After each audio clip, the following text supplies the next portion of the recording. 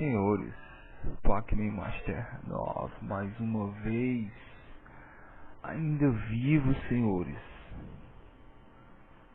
Só mais um pesquisador aqui no YouTube.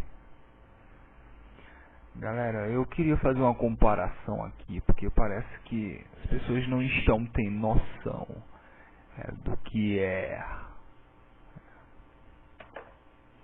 fazer pesquisa.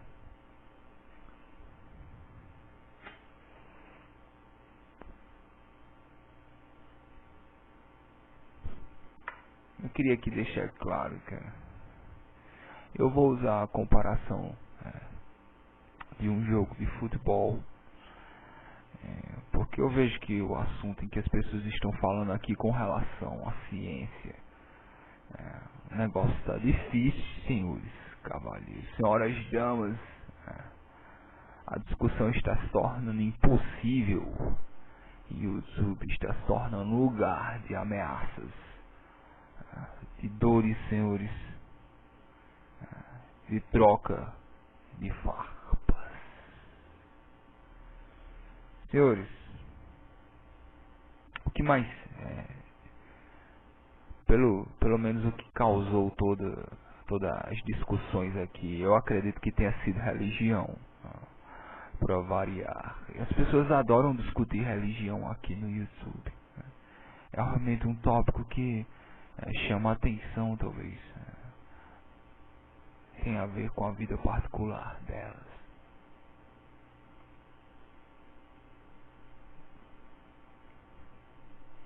E eu vou comparar discussão religiosa com um jogo de futebol, para que vocês entendam mais ou menos como é difícil manter o diálogo aqui.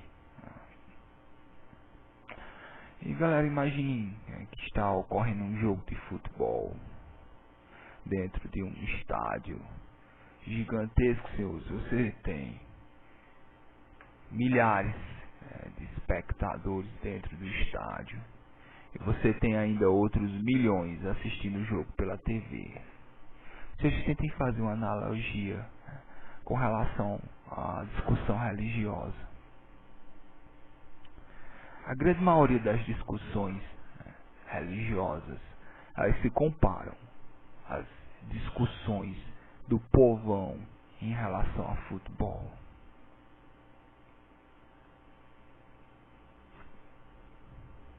Eles não entendem o jogo, eles só veem de longe. Então, a mídia transmite o jogo para o povão.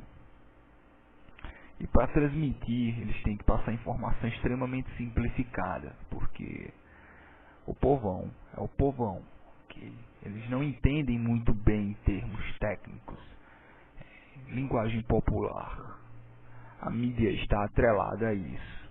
Então, a mídia, dentro da mídia, algumas pessoas podem saber do jogo um pouco mais. Mas mesmo assim, o nível deles está no mesmo, dos milhões que veem o que está ocorrendo à distância. Senhores, levando a analogia mais à frente, nós temos as pessoas que estão dentro do campo, como os técnicos, por exemplo. Essas pessoas entendem muito melhor o que é que está ocorrendo ali, qual é a ação que está se desenvolvendo. E as pessoas que eu comparo aqui nessa analogia com discussão religiosa, os técnicos, eles são equivalentes aos teólogos. Eles veem o jogo de perto.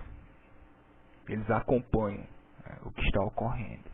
Senhores, para entender finalmente essa analogia, vocês têm que entender quem está jogando realmente. Quem são os jogadores? Senhores, os jogadores são os arqueólogos. São essas as pessoas que nos trazem os textos. São essas as pessoas que fazem descobertas sobre as civilizações antigas. E é sobre o jogo dessas pessoas que os teólogos criam as suas teorias e que as massas bebem da religião bem ao longe.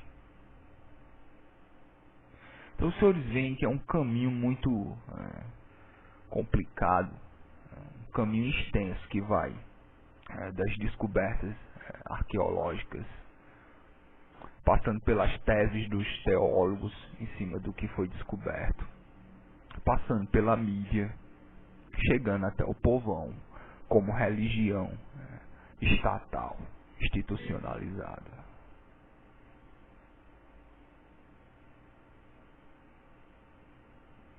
Então,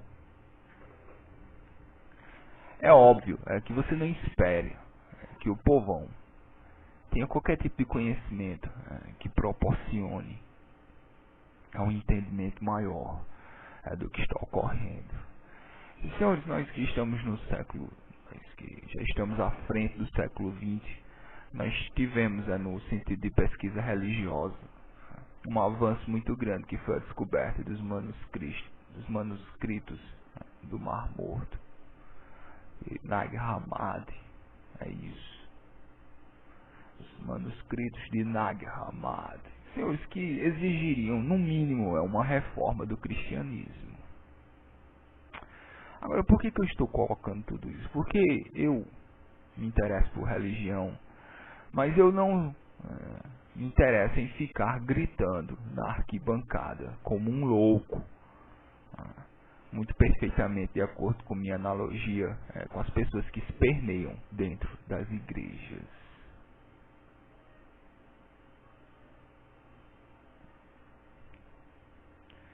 Eu quero saber o jogo e, pelo que nós sabemos até agora, parece que existem razões muito específicas com relação ao começo do cristianismo. Pelo menos o que os textos apontam é que essas primeiras comunidades tinham muito a ver com divisão de bens, muito parecido com algo que ocorreria na história depois como comunismo.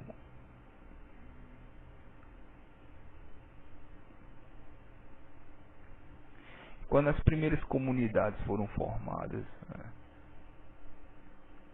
quando a pessoa se dizia cristão, logo no primeiro século, ela abdicava dos seus bens. Pelo menos isso é o que nós sabemos. E os bens dessa pessoa recém-convertida faziam parte, vamos dizer assim, de uma riqueza em comum de toda a comunidade. O que logo atraiu, senhores, a atenção de muitas pessoas. Quem gerenciaria esses bens que estavam sendo agregados à comunidade? Os primeiros cristãos primitivos. Então essas coisas me interessam. Eu não preciso ser uma pessoa religiosa para me interessar por isso. Mas tem um sentido político por trás, da formação dessas primeiras comunidades. E fica muito bem esclarecido como dinheiro sempre teve a ver, como dinheiro sempre esteve relacionado com templos, desde a época, senhores, desde o primeiro século. Ele já estava muito bem relacionado com os judeus. Então, galera, eu queria só fazer essa analogia aqui, para deixar claro que discutir religião ao nível do popular é praticamente como falar de futebol. Você não chega a lugar nenhum, ninguém ganha nada, e é uma tremenda, extraordinária perca, uma perda de tempo absurda.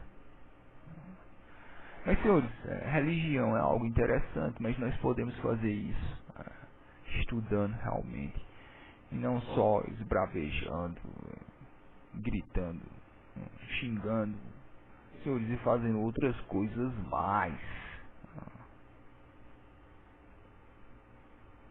Eu acredito nisso.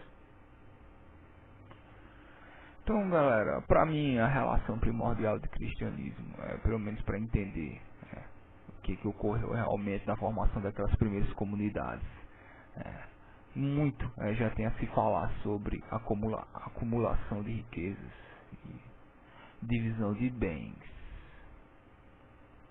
Nós demos um salto fantástico até os nossos dias. Hoje igrejas têm canais de televisão.